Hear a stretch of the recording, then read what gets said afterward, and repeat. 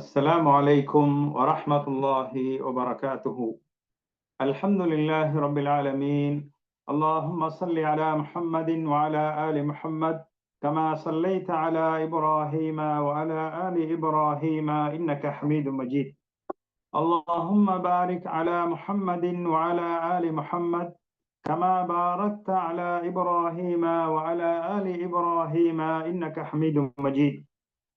அன்பார்ந்த இஸ்லாமிய சகோதர சகோதரிகளே, ஹிஜ்ரி வருடம் 1447 முஹர்ரம் மாதம் 16ஆம் திகதி புனித மஸ்ஜித் நபவியிலே இமாம் அஷேக் டாக்டர் ஹாலித் அல் முஹன்னா அவர்கள் ஈமானும் இஸ்திகாமத்தும் வெற்றியும் சமாதானமுமாகும் எனும் தலைப்பிலே உரையாற்றினார்கள். ஆரம்பமாக அல்லாஹ்வை புகழ்ந்து நபியின் மீது சலவாத்தும் சலாமும் கூறியவர்களாக வருகை தந்திருக்கக்கூடிய மக்களுக்கெல்லாம், அல்லாஹ்வின் நல்லடியார்களே, அல்லாஹ்வை அஞ்சி பயந்து நடந்து கொள்ளுங்கள். அல்லாஹ் சுப்ஹானஹு வ தஆலா உங்களை ஒரு ஆத்மாவிலிருந்து படைத்து அதிலிருந்து அதனுடைய மனைவியையும் படைத்து அவ்விருவர் மூலமாக ஆண்களையும் பெண்களையும் அல்லாஹ் பரவச் செய்திருக்கிறான். எனவே நாளை கேள்வி கணக்கு கேட்கப்படுவீர்கள். அல்லாஹ்வை அஞ்சி பயந்து நடந்து கொள்ளுங்கள். இறை விசுவாசிகளே, அல்லாஹ்வை அஞ்சி பயந்து நடந்து கொள்ளுங்கள். உங்களது வார்த்தைகளை தெளிவானதாக ஆக்கிக் கொள்ளுங்கள்.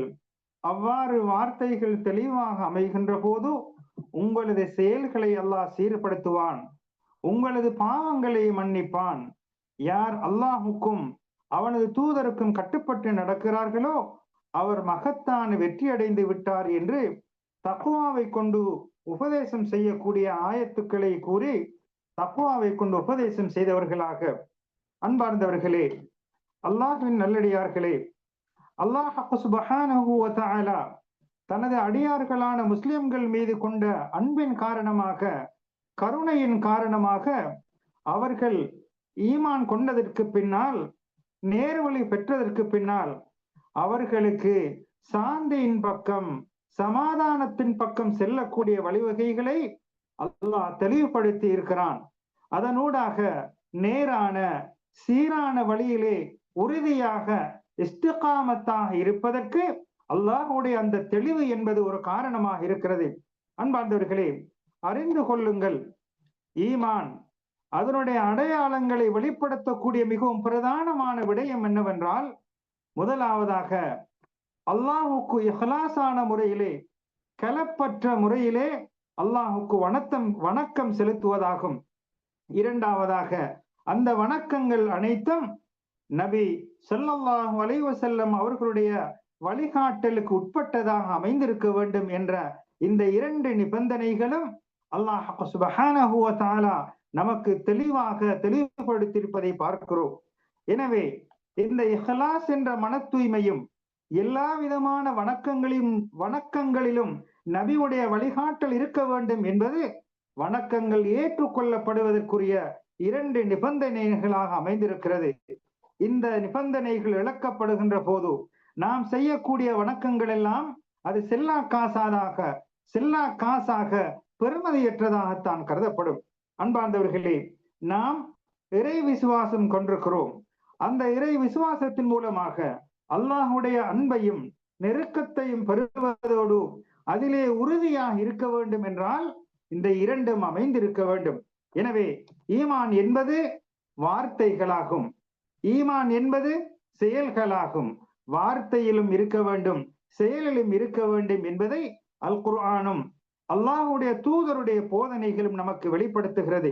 எப்போது நாம் ஈமான் கொண்டிருக்கிறோம் என்று நாவால் அந்த வார்த்தையை கூறுகிறோமோ அந்த வார்த்தையின் வெளிப்பாடு எமது செயல்களிலே வெளிப்பட வேண்டும் என்பது இன்றியமையாத ஒரு விடயமாக இருக்கிறது. அன்பார்ந்தவர்களே, அல்லாஹ் சுப்ஹானஹு வ தஆலா அல் குர்ஆனிலே குறிப்பிடுகின்ற போது, இன்னல்லதீன ஆமனு வ அமிலுஸ் ஸாலிஹாத்தி, ஈமான் கொண்டு நல்லமல்கள் செய்யக்கூடியவர்களுக்கு அல்லாஹ் சுப்ஹானஹு வ தஆலா யஹ்தீஹிம் ரப்புஹும் பிஈமானிஹிம், அவர்களுடைய அந்த இறை விசுவாசத்தை கொண்டு, ஈமானை கொண்டு அல்லாஹ் அவர்களுக்கு நேர்வழி காட்டுகிறான். அதே போன்று தஜ்ரி மின் தஹ்திஹிமுல் அன்ஹாரு ஃபீ ஜன்னாத்தின் நஈம், சுவனச் சோலைகளிலே அதன் கீழால் நதிகள் ஓடிக்கொண்டிருக்கக்கூடிய அந்த நதியின் பக்கம் அல்லாஹ் வழிகாட்டக்கூடியவனாக இருக்கிறான். ஈமான் கொண்டு நல்லமல்கள் செய்து ஆறுகள் ஓடக்கூடிய அந்த சொர்க்கத்தை அல்லாஹ் வழிகாட்டுகிறான் என்ற செய்தியை இதனூடாக நாம் புரிந்து கொள்ளலாம்.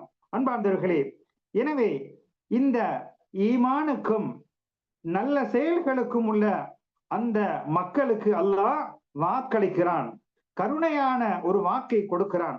அவர்கள்தான் அல்லாஹுடைய கட்டளைகள் வருகின்ற போது அவைகளை உடனடியாக ஏற்றுக்கொள்வார்கள், அதனை வாழ்விலே நிலைநிறுத்துவதற்காக பாடுபடுவார்கள்.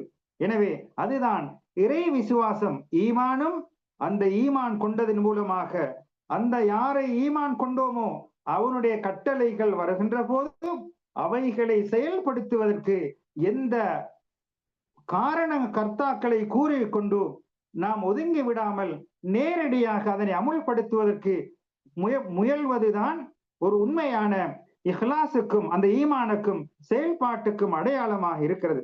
அன்பார்ந்தவர்களே, எனவே நாம் ஒன்றை அடிமனதிலே ஆழமாக புரிந்து கொள்ள வேண்டும். எம்மை படைத்தவன் அல்லாஹ். அவனுக்காக செய்யக்கூடிய எல்லா விதமான செயல்களும், அது சிறிய செயலாக இருந்தாலும் பெரிய செயலாக இருந்தாலும், இந்த இரண்டு நிபந்தனைகளும் உள்வாங்கப்பட்டிருக்கின்றதா என்பதை கரிசனையுடன் கவனிக்க வேண்டிய தேவைப்பாட்டுடன் நானும் நீங்களும் இருக்கிறோம். அதுதான் அனைத்தையும் அல்லாஹுக்காக நிறைவேற்ற வேண்டும். அந்த செயல்பாடுகள் நபியுடைய வழிகாட்டலுக்கு உட்பட்டதாக இருக்க வேண்டும் என்பதை நாம் கண்ணும் கருத்துமாக அதனை கவனம் செலுத்த வேண்டிய தேவையுடையவர்களாக இருக்கிறோம். அன்பார்ந்தவர்களே, ஒரு மனிதர் நபி ஸல்லல்லாஹு அலைஹி வஸல்லம் அவர்களிடத்திலே வருகை தந்து, யா ரசூலல்லாஹ், அல்லாஹ்வின் தூதர் அவர்களே, குல் லீ ஃபில் இஸ்லாமி கௌலன் லா அஸ்அலு அன்ஹு அஹதன் கைர, அதாவது உங்களிடத்திலே என்னை தவிர வேறு யாரும் கேட்டிடாத ஒரு நல்ல செயலை இஸ்லாத்திலே சொல்லுங்கள் என்று கேட்ட போது நபி அவர்கள் கூறினார்கள், குல், சொல்வீராக, ஆமன்து பில்லாஹ், அல்லாஹ்வை கொண்டு நான் இறை விசுவாசம் கொண்டேன். அதற்கு பின்னால் கூறினார்கள், சும்மஸ்தகிம், அந்த வார்த்தையிலே நீ உறுதியாக இருப்பாயாக என்று நபி அவர்கள் அந்த மனிதருக்கு உபதேசம் செய்திருக்கிறார்கள். எனவே இறை விசுவாசம் என்பது உள்ளத்துடன் சம்பந்தப்பட்ட விடயமாக இருந்தாலும் அதனுடைய வெளிப்பாடுகள் உடல் உறுப்புகளினால் வெளிப்பட வேண்டும் என்பதை இதனூடாக நாம் புரிந்து கொள்ள வேண்டும். அன்பார்ந்தவர்களே, இந்த வார்த்தை ஒரு சிறிய வார்த்தையாக இருந்தாலும் அதனுடைய பொருள்களோ மிகவும் விசாலமானதாக அமைந்திருப்பதை காணலாம். இஸ்லாத்துடைய அடிப்படை விழுமியங்களை பார்க்கின்ற போது சிறிய சிறிய வார்த்தைகளாக இருக்கும். ஆனால் அந்த வார்த்தையின் தாக்கத்தையும் விரிவாக்கத்தையும் பார்ப்போமானால் இஸ்லாத்துடைய பல விடயங்களை தெளிவுபடுத்தக்கூடிய ஒரு விடயமாக அமைந்திருக்கும். இது நபி ஸல்லல்லாஹு அலைஹி வஸல்லம் அவர்களுக்கு கொடுக்கப்பட்ட ஒரு உன்னதமான பொக்கிஷமாக, நியமத்தாக இருக்கிறது. அவர்கள் கூறுவார்கள் சிறியதோர் வார்த்தை, ஆனால் அதனை சிந்திப்பவர்களுக்கு, அதனை ஆய்வு செய்பவர்களுக்கு ஏராளமான விளக்கங்களையும் வியாக்கியானங்களையும் எழுதுவதற்கு வாய்ப்பாக அமைந்திருப்பதை காணலாம். அது போன்ற ஒரு வார்த்தை தான் ஈமான் கொள்வீராக, அதிலே உறுதியாக இருப்பாயாக என்ற இந்த வார்த்தை நமக்கு பல விடயங்களை கோடிட்டு காட்டுவதை காணலாம். அன்பார்ந்தவர்களே, ஆமன்து பில்லாஹ் என்று சொல்கின்ற போது அல்லாஹ்வை நம்ப வேண்டும். அல்லாஹ் தான் எம்மை படைத்து பரிபாலிக்க கூடியவன், அவன்தான் படைப்பாளன், அவன்தான் நிர்வாகம் செய்யக்கூடியவன், பரிபூரணமான அவனுடைய மகத்துவத்துக்கேற்ற எல்லா விதமான முழுமையான பண்புகளை கொண்டவன் என்று நாம் ஈமான் கொள்ள வேண்டும். அந்த ஈமானை நாம் வார்த்தைகளாக இருந்தாலும், நமது ஈமான் எண்ணத்துடன் சம்பந்தப்பட்ட விடயங்களாக இருந்தாலும், உடல் உறுப்புகளிலால் செய்யக்கூடிய வணக்கங்களாக இருந்தாலும், படைத்தவன் அல்லாஹ், நிர்வாகம் செய்பவன் அல்லாஹ், வலிமை மிக்கவன் அல்லாஹ் என்ற அந்த வார்த்தை நமது செயல்பாடுகளை வெளிப்பட வேண்டும். அல்லாஹுடைய கட்டளைகள் வந்து விட்டால் அவைகளை எடுத்து நடக்க வேண்டும். அல்லாஹ் தடுத்தவைகள், ஹராமானவைகள் வந்து விட்டால் அவைகளை ஒட்டுமொத்தமாக தெரிந்து கொள்ள வேண்டும். இதுதான் ஈமான் கொண்டு இஸ்திகாமத்தாக இருப்பதற்கான அடையாளமாக இருக்கிறது. அவ்வாறு ஒரு மனிதன் ஈமான் கொண்டு அதிலே உறுதியாக இருக்கின்ற போது அல்லாஹ் சுப்ஹானஹு வ தஆலா அந்த மனிதர்கள் மீது வானவர்கள் மூலமாக அல்லாஹ்வுடைய ரஹமத்தை, அருளை இறக்கச் செய்கிறான். அல் குர்ஆன் இவ்வாறு கூறுகிறது, இன்னல்லதீன காலு ரப்புனல்லாஹ், நிச்சயமாக எனது ரப், எங்களது ரப் அல்லாஹ் என்று கூறி சும்மஸ்தகாமு, அந்த வார்த்தையிலே அந்த இறை விசுவாசத்திலே அவர்கள் உறுதியாக இருப்பார்கள் என்றால் ததனஸ்ஸலு அலைஹிமுல் மலாயிகா, அவர்கள் மீது அல்லாஹ்வுடைய வானவர்கள் இறங்கி சொல்லுவார்கள், அல்லா தஹாஃபு, நீங்கள் பயப்பட வேண்டாம், வலா தஹ்ஸனு, நீங்கள் கவலைப்படவும் வேண்டாம், வஅப்ஷிரு பில் ஜன்னah அல்லதி குன்தும் துஅதூன், நீங்கள் வாக்களிக்கப்பட்ட சுவர்க்கத்தை கொண்டு உங்களுக்கு நன்மாராயம் சொல்லப்படும், அந்த வானவர்கள் நன்மாராயம் கூறுவார்கள் என்ற செய்தியை அல் குர்ஆன் கூறுகிறது. எனவே நமது இறை விசுவாசம், அந்த இறை விசுவாசத்தின் அடிப்படையிலே நாம் பயணிப்பது என்பது அல்லாஹ் வானவர்கள் மூலமாக அருளை பொழிய செய்கிறான். பயப்பட தேவையில்லை, கவலைப்பட தேவையில்லை, அல்லாஹ் வாக்களித்த சுவர்க்கம் உங்களுக்கு இருக்கின்றது என்ற உறுதிப்பாட்டை அல்லாஹ் வழங்குகிறான். அன்பார்ந்தவர்களே, எனவே இந்த ஆயத்தின் மூலமாக, இந்த வசனத்தின் மூலமாக நாம் புரிவது என்னவென்றால், வணக்கங்கள் ஏற்றுக்கொள்ளப்பட வேண்டும் என்றால் அதில் முதன்மை தரத்திலே இருக்கக்கூடியதுதான் தௌஹீதா இருக்கிறது. அல்லாஹை ஓர்மைப்படுத்துவது, ஈமான் கொள்வது என்பது முதன்மை தரத்திலே இருக்கிறது. எனவே வணக்கங்கள் ஏற்றுக்கொள்ளப்படுவதற்கு அந்த ஏகத்துவ கொள்கை இல்லை என்றால் அந்த வணக்கம் ஏற்றுக்கொள்ளப்பட மாட்டாது என்பதை இதனூடாக நாம் புரிந்து கொள்ளலாம். அன்பார்ந்தவர்களே, நிச்சயமாக அல்லாஹ்வை கொண்டு ஈமான் கொள்வது என்பது அது ஒரு மனிதனுடைய உள்ளத்திலே ஆழமாக பதியப்படும் என்றால் அவனுடைய செயல்பாடுகள் எல்லாம் மார்க்கத்தை பரிசுத்தமாக நிறைவேற்றுவதற்குரியவனாக மாறிவிடும். அது மாத்திரமல்ல, எதை செய்தாலும் அல்லாஹுக்காக செய்ய வேண்டும் என்ற, அல்லாஹுக்காக நிறைவேற்ற வேண்டும் என்ற எண்ணம் எல்லா வணக்கங்களிலும் அவனுடைய உள்ளத்திலே வந்துவிடும். அதே நேரத்திலே எதை செய்தாலும் இதனூடாக, எனது செயல்பாட்டினூடாக என்னை படைத்த ரப்பை நெருங்க வேண்டும், என்னை படைத்தவனுடைய அன்பை பெற்றுக்கொள்ள வேண்டும் என்ற ஆசையும் அவாவும் தான் அவனுக்கு இருக்கும்.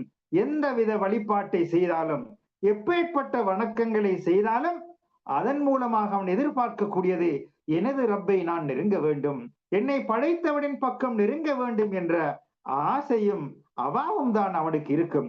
இதனை கோடிட்டு காட்டக்கூடிய வார்த்தை தான் அல்ல, அதாவது லா இலாஹ இல்லல்லாஹ், உண்மையாக வணங்கப்படுவதற்கு தகுதியானவன் அல்லாஹ் ஒருவனை தவிர வேறு யாரும் இல்லை என்ற இந்த வார்த்தை அனைத்தையும் பொழிந்ததாக, அனைத்தையும் சுமந்ததாக இருப்பதை நாம் பார்க்கிறோம்.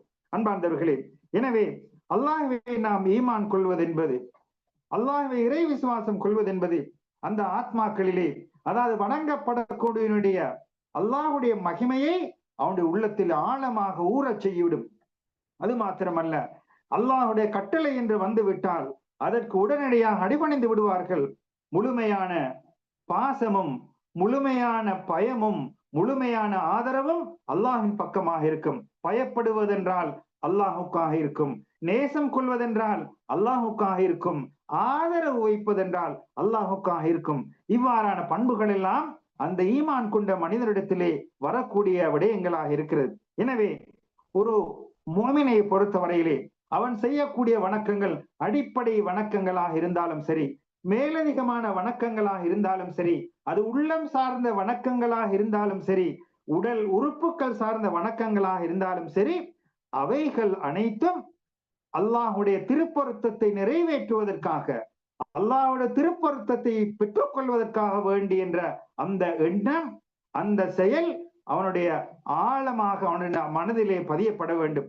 இவ்வாறாக அவன் உறுதியாக செயல்பாடுகளை இவ்வாறு அமைத்துக் கொள்கின்ற போதும் அவன் அடிப்படையிலே நேரான பாதையிலே பயணிக்கின்றான் என்பதற்கு ஒரு அடையாளமாக இருக்கிறது.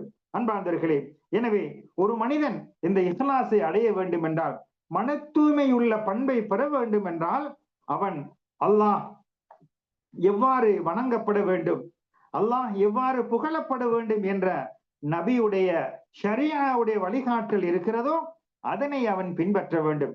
நேசிப்பதென்றால் அல்லாஹ் கூறக்கூடிய ஷரியா வழிகாட்டக்கூடிய நேசமாக இருக்க வேண்டும். பயப்படுவதென்றாலும் ஷரியாவுடைய வழிகாட்டலுக்கு உட்பட்ட பயமாக இருக்க வேண்டும். அதுவல்லாமல் நாம் மனோ இச்சைக்கு அடிமைப்பட்டு விரும்புவதோ வெறுப்பதோ இவைகள் வணக்கமாக கருதப்பட மாட்டாது. எனவே பாசம் என்பதும் வெறுப்பு என்பதும் ஷரியாவுடைய வழிகாட்டலுக்கு உட்பட்டதாக இருக்கின்ற போதுதான் அதை வணக்கமாக கொள்ளப்படும். அன்பார்ந்தர்களே, இதுதான் இரண்டாவது பகுதி. ஷஹாதத்து அன்ன முஹம்மதர் ரசூலுல்லாஹ், அல்லாஹுடைய தூதராக முஹம்மது நபியை நாம் ஏற்றுக்கொள்வது என்பது நமது செயல்பாடுகளிலே அனைத்து செயல்களிலும் அவர்களுடைய வழிகாட்டல் அமைய வேண்டும் என்பதுதான் இந்த ஷஹாதாவுடைய எதிர்பார்ப்பு. இஸ்லாத்தை பொறுத்தவரையிலே இஸ்லாத்துடைய வரைவிலக்கணத்தை நாம் பார்க்கின்ற போது ஏகத்துவத்தின் மூலமாக நாம் அல்லாஹுக்கு சரணடைவது, வழிபடுவதனூடாக அவனுக்கு கட்டுப்படுவது, எல்லா விதமான இணை வைப்பை விட்டு நாம் நம்மை தூரப்படுத்திக் கொள்வது, இதுதான் ஒரு முஸ்லிமுடைய இஸ்லாத்துடைய வரைவிலக்கணமாக இருக்கிறது. அன்பார்ந்தவர்களே, அல் குர்ஆன் கூறுகிறது, யார் அல்லாஹுக்கும் அல்லாஹுடைய தூதருக்கு வழிபடுகிறார்களோ அவர் அல்லாஹுக்கு வழிபட்டவராவார். அல்லாஹ், ஒரு மனிதன் நபியுடைய போதனைக்குட்பட்டதாக அவனுடைய வாழ்வை அவருடைய செயல்பாடுகள் அமைந்துவிடும் என்றால் அல்லாஹுக்கு வழிபட்டவனாக கருதப்படும் என்று அல் குர்ஆன் கூறுகிறது. இன்னும் ஒரு வசனத்திலே அல்லாஹ் கூறுகிறான், குல், நபியே சொல்லுங்கள், இன் குன்தும் துஹிப்பூன் அல்லாஹ, நீங்கள் அல்லாஹ்வை நேசிக்கக்கூடியவர்களாக அல்லாஹ்வை விரும்பக்கூடியவர்களாக இருந்தால் ஃபத்தபிஊனி, என்னை பின்பற்றுங்கள், யுஹ்பிபுக்கும் அல்லாஹ், என்னை பின்பற்றினால், அதாவது நபியை பின்பற்றினால் அல்லாஹ் உங்களை நேசிப்பான், வயக்ஃபிர் லக்கும் துனூபக்கும், உங்களது பாவங்களை மன்னிப்பான் என்று அல்லாஹ் வாக்களிக்கிறான். எனவே நபி அவர்களுக்கு கட்டுப்பட்டு நடப்பது என்பது, அவர்களுடைய போதனைகளை பின்பற்றுவது என்பது அல்லாஹுக்கு வழிபடுவதாக கருதப்படும். அவ்வாறு அமைந்தால் பாவங்கள் மன்னிக்கப்படும், அல்லாஹுடைய அன்பு கிடைக்கும் என்று இந்த குர்ஆன் வசனம் கூறுகிறது. அன்பார்ந்தவர்களே, இமாம் அபு அம்ர் அவர்கள் அவுசாய் அவர்கள் கூறுகிறார்கள், ஈமான் என்பது வார்த்தைகள் மூலமாகத்தான் அது உறுதி பெறும். ஈமான் என்பது அந்த வெறுமனே வார்த்தையினூடாக மாத்திரம் அமையப்பெற மாட்டாது, மாறாக அது வார்த்தைகளால் சொல்ல வேண்டும், செயல்களால் அதனை செயல்படுத்த வேண்டும், உள்ளத்தால் அவைகளை உறுதிப்படுத்த வேண்டும். இந்த நாவால் மொழிவதும் உள்ளத்தால் உறுதி கொள்வதும் உடல் உறுப்புகளினால் செயல்படுத்துவதும் எப்போது முழுமை பெறும் என்றால் நபியுடைய வழிகாட்டலுக்கு உட்பட்டதாக எவ்வாறு ஈமான் அமைய வேண்டும், எவ்வாறு விசுவாசம் இருக்க வேண்டும் என்ற தெளிவு இருக்கும் என்றால் இந்த ஈமானுடைய 3 பகுதிகளும் முழுமையாக அமையக்கூடியதாக அமையும். சொல்ல வேண்டும், உறுதி கொள்ள வேண்டும், செயல்படுத்த வேண்டும். இந்த 3ம் சேர்ந்ததுதான் ஈமானாக இருக்கிறது. அன்பார்ந்தவர்களே, எனவே யார் ஒரு மனிதன் நபியுடைய வழிகாட்டலை முழுமையாக பின்பற்றுகிறானோ அவனிடத்தில் இஹ்லாஸ் வரும். அதற்கு பின்னால் அனைத்து வணக்கங்களையும் அல்லாஹுக்காக நிறைவேற்றுவான். அங்கே இணை வைப்பிலே அவன் ஒருபோதும் ஈடுபட மாட்டான். இவ்வாறு அமைகின்ற போது அவனுடைய செயல்பாடுகளும் அவனுடைய எண்ணங்களும் அனைத்து விதமான விடயங்களும் பயனுள்ளதாக அல்லாஹ் ஏற்றுக்கொள்ளக்கூடியதாக அமையும். அன்பார்ந்தவர்களே, அதே போன்றுதான் அல்லாஹ் சுப்ஹானஹு வ தஆலா இந்த படைப்பினங்களை பற்றி கூறுகின்ற போது தான் எதற்காக படைப்பினங்களை படைத்தேன் என்பதை பற்றி கூறும்போது அல்லாஹ் இவ்வாறு கூறுகிறான், அல்லதி ஹலகல் மௌத வல் ஹயாத லியப்லுவக்கும் அய்யுக்கும் அஹ்ஸனு அமலா, மரணத்தையும் வாழ்வையும் நான் ஏன் படைத்தேன் என்றால் யார் உங்களில் அழகான நல்லறங்கள் செய்து வருகிறீர்கள் என்பதை பரிசோதிப்பதற்காகத்தான் என்று வாழ்வையும் மரணத்தையும் படைத்ததை பற்றி அல்லாஹ் கூறுகிறார். அன்பார்ந்தவர்களே, எனவே இஹ்லாஸ் என்பது அமைய வேண்டும். அதே நேரத்திலே அந்த இஹ்லாஸ் நபியுடைய முறைக்கு உட்பட்டதாக அமைய வேண்டும் என்பதை எல்லா இடங்களிலும் அல் குர்ஆனில் கூறப்பட்டிருப்பதை நாம் பார்க்கிறோம். எனவே இஹ்லாஸ் என்பது அல்லாஹுக்காக இருக்க வேண்டும். அது சரியானதாக இருக்க வேண்டும் என்றால் அது நபியுடைய வழிகாட்டலுக்கும் நபியுடைய செயல்பாட்டுக்கும் உட்பட்டதாக அமைய வேண்டும். அன்பார்ந்தவர்களே, ஷேகுல் இஸ்லாம் இப்னு தைமியா ரஹ்மத்துல்லாஹி அவர்கள் கூறுகிறார்கள், நபி ஸல்லல்லாஹு அலைஹி வஸல்லம் அவர்களுடைய வழிகாட்டலை பின்பற்றுவது என்பது, அவர்களுடைய சுன்னாவை எடுத்து நடப்பது என்பது, அவர்கள் அல்லாஹ்வை மாத்திரம் வணங்குவார்கள். எவ்வாறு வணங்க வேண்டும் என்று அவர்களது நபி போதித்திருக்கிறார்களோ அதே வழிகாட்டலிலே வணக்கம் செலுத்துவார்கள். எதை ஹலால் என்று கூறியிருக்கிறார்களோ அதை ஹலாலாக எடுத்துக் கொள்வார்கள். எதனை ஹராம் என்று தடுத்திருக்கிறார்களோ அதனை ஹராமாக எடுத்துக் கொள்வார்கள். ஷரியா எதனை மார்க்கம் என்று கொடுத்திருக்கிறதோ அதனை மார்க்கமாக எடுத்துக் கொள்வார்கள். இஸ்லாம் வழிகாட்டக்கூடிய முறையிலே 5 நேர தொழுகைகளை நிறைவேற்றுவார்கள். ரமலான் மாதத்திலே நோன்பு நோட்பார்கள். அல்லாஹுடைய வீட்டை ஹஜ்ஜி செய்வார்கள். ஜகாத்தை நிறைவேற்றுவார்கள். நன்மையை ஏவுவார்கள், தீமையை தடுப்பார்கள். அல்லாஹுடைய பாதையிலே அறப்போர் செய்வார்கள். அல்லாஹ் ஏவிய முறையிலே நபி அவர்களுடைய வழிகாட்டலுக்கு உட்பட்ட முறையிலே எல்லா செயல்பாடுகளையும் அமைத்துக் கொள்வார்கள். அல்லாஹை தவிர வேறு யாருக்கும் வணக்கம் செலுத்த மாட்டார்கள். அல்லாஹ் அல்லாதவர்களை பிரார்த்தனையின் போது அழைக்க மாட்டார்கள். அது வானத்தில் உள்ளவர்களாக இருந்தாலும் பூமியில் உள்ளவர்களாக இருந்தாலும் அல்லாஹை தவிர வேறு யாரையும் அழைக்க மாட்டார்கள். வேறு யாரிடமும் பிரார்த்தனை புரிய மாட்டார்கள். அது மலக்குமார்களாக இருந்தாலும் நட்சத்திரங்களாக இருந்தாலும் நபிமார்களாக இருந்தாலும் யாரிடத்திலும் பிரார்த்தனை என்பதை சமரசம் செய்ய மாட்டார்கள். அதே போன்று எல்லா விதமான இணை வைப்புகளை விட்டும் ஒட்டுமொத்தமாக தவிர்ந்து கொள்வார்கள். படைப்பினத்திலே உதவி கோர மாட்டார்கள். படைப்பினத்திலே துஆ செய்ய மாட்டார்கள். அது வானவராக இருந்தாலும் ஜின்னாக இருந்தாலும் மனிதர்களாக இருந்தாலும் பிரார்த்தனை என்பது அல்லாஹ்விடத்திலே மாத்திரம் அமையப்படும். அது நபியாக இருந்தாலும் நபி அல்லாமல் இருந்தாலும் பிரார்த்தனை புரிய மாட்டார்கள். அதே போன்று மரணித்து மண்ணறையிலே வாழக்கூடியவர்களிடம் பிரார்த்தனை புரிய மாட்டார்கள். அவர்கள் கண்முன்னே இருந்தாலும் சரி மறைமுகமாக இருந்தாலும் சரி பிரார்த்தனை என்பதை அவர்களிடத்திலே கேட்க மாட்டார்கள். அல்லாஹ்வை தவிர வேறு யாரிடத்திலும் உதவி கோர மாட்டார்கள். அதே போன்று அல்லாஹ்விடத்திலே மாத்திரம்தான் பொறுப்பு சாட்டுவார்கள். படைப்பினத்திலே கண்முன்னே இல்லாதவர்கள் மறைமுகமாக அதாவது மறைந்திருக்கக்கூடியவர்களிடத்திலே அவர்களை அழைக்க மாட்டார்கள். அது உயிருடன் இருந்தாலும் மரணித்தாலும் மறைந்திருக்கக்கூடியவற்றிலே அவர்கள் உதவி கூற மாட்டார்கள். அல்லாஹ்விடத்திலே மாத்திரம்தான் ஆபத்தின் போது உதவியை வேடுவார்கள். எதனை முறையிடுவதாக இருந்தாலும் முறைப்பாடு செய்வதானாலும் அல்லாஹ்விடத்திலே மாத்திரம்தான் முறைப்பாடு செய்வார்கள். பாவ மன்னிப்பு, நேர்வழி, உதவியை தேடுவதென்றால் அல்லாஹ்விடத்திலே மாத்திரம்தான் செய்வார்கள்.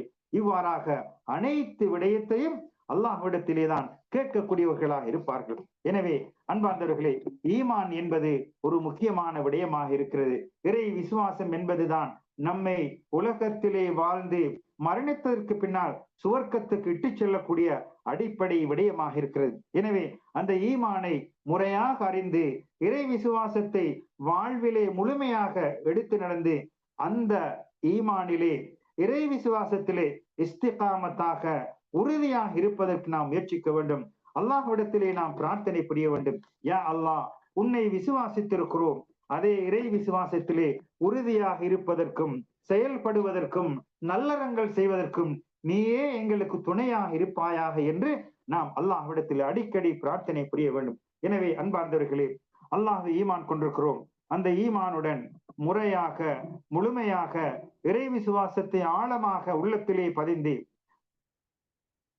நமது செயல்பாடுகளை அதனை வெளிப்படுத்தி அல்லாஹ் அந்த ஈமானுக்கும் நல்லறன்களுக்கும் சன்மானமாக கொடுக்கக்கூடிய அந்த சுவர்க்கத்துக்குரியவர்களாக அந்த ஜன்னாவுக்குரியவர்களாக நம் அனைவர்களையும் அல்லாஹ் ஆக்கி அருள் புரிவானாக. ஆமீன். وآخر دعوانا أن الحمد لله رب العالمين والسلام عليكم ورحمة الله وبركاته. الحمد لله. அன்பார்ந்தவர்களே, இன்று வெள்ளிக்கிழமை ஜும்மாவுடைய பிரசங்கத்தை இமாம் ஹுசைன் ஆலு ஷேக் அவர்கள் நடத்தினார்கள். அவர்களுடைய தலைப்பாக இருந்தது என்னவென்றால், படைப்பினங்களுடன் நாம் எதனை விரும்புகிறோமோ அதே தோரணையிலே நாம் நடந்து கொள்ள வேண்டும். எனக்கு எது நடக்க வேண்டும் என்று நாம் விரும்புகிறோமோ அதனை பிறருக்கும் விரும்ப வேண்டும். எது எனக்கு நடக்கக்கூடாது என்று நான் விரும்புகிறேனோ அது பிறருக்கும் நடைபெறக்கூடாது என்ற அந்த விடயத்திலே எவைகளை எடுத்து நடக்க வேண்டும், எவைகளை தவிர்த்து கொள்ள வேண்டும் என்ற விடயங்களை இமாம் அவர்கள் எடுத்துரைத்தார்கள். இன்ஷா அல்லாஹ் அந்த முழு வடிவத்தை அடுத்து வரக்கூடிய வாரத்தில் எடுத்துரைப்பதற்கு முயற்சிக்கின்றோம். நேரங்களை தியாகம் செய்து வருகை தந்த உங்கள் அனைவருக்கும் ஜஸாக்கும் அல்லாஹு கைரன், அல்லாஹ் நிரப்பமான கூலியை தர வேண்டும். அடுத்ததாக இது முஹர்ரம் மாதம் 1447 ஆண்டின் மாதமாக இருக்கிறது. எனவே இதற்கு பின்னால் வரக்கூடிய ஒவ்வொரு வகுப்புகளிலும் வெள்ளிக்கிழமை 2 வகுப்புகள் இன்ஷா அல்லாஹ் நடைபெறும். வியாழக்கிழமை 2 வகுப்புகள் நடைபெறும். அதே போன்று மாதம் நடைபெறக்கூடிய போட்டிகள் நடைபெறும் இன்ஷா அல்லாஹ். இந்த மாதம் நடைபெறக்கூடிய இந்த 8 நிகழ்ச்சிகளிலும் மாதாந்த பயான் நிகழ்ச்சி உட்பட அதில சில கேள்விகள் கேட்கப்பட்டு அதற்கு பரிசுகள் வழங்குவதற்கு ஏற்பாட்டு குழு காத்து கொண்டிருக்கிறது. எனவே நீங்கள் அந்த நிகழ்ச்சிகளை முழுமையாக செவிமடுத்து அந்த கேள்விகளுக்கு பதிலளித்து சன்மானங்களை பெற்றுக்கொள்ள வேண்டும். அதே போன்று இந்த நிகழ்ச்சிகளுக்கு உங்களது நண்பர்களையும் கலந்து கொள்ள செய்து பயன்பெற செய்ய வேண்டும் என்று உங்களை ஏற்பாட்டு குழு சார்பாக அன்பாக வேண்டிக் கொள்கிறோம். அத்தாலு அலல் கைரி கஃபாயிலிஹி, ஒரு நன்மைக்கு வழிகாட்டக்கூடியவன் அந்த செயலை செய்தவனை போன்றாவான் என்ற ஹதீஸுக்கு ஒப்பார். அந்த நன்மைகளை கொள்ளையடித்துக் கொள்வதற்கு ஒரு பங்குதாரர்களாக நாம் ஒவ்வொருவரும் இருக்க வேண்டும் என்பதை எனக்கும் உங்களுக்குமாக நான் நினைவூட்டிக் கொள்கிறேன். இன்று வெள்ளிக்கிழமை அதிகமாக நபியின் மீது ஸலவாத்தும் சலாமும் கூற வேண்டும். அதே போன்று துஆ ஏற்றுக்கொள்ளப்படக்கூடிய ஒரு நேரம் இருக்கிறது. அது எந்த நேரம் என்பது யாருக்கும் தெரியாது, மறைக்கப்பட்டுள்ளது. எனவே நாம் இருக்கக்கூடிய இதற்கு பின்னால் வரக்கூடிய அசருக்கு பிந்திய நேரமும் அந்த துஆ ஏற்றுக்கொள்ள